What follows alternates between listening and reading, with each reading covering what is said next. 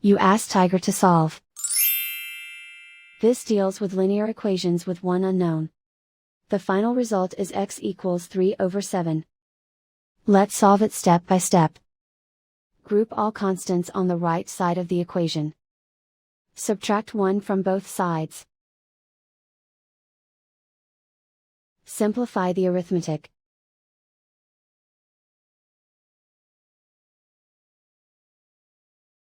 Isolate the x.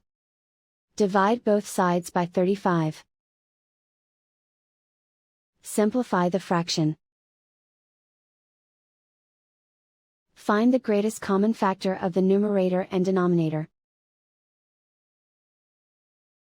Factor out and cancel the greatest common factor.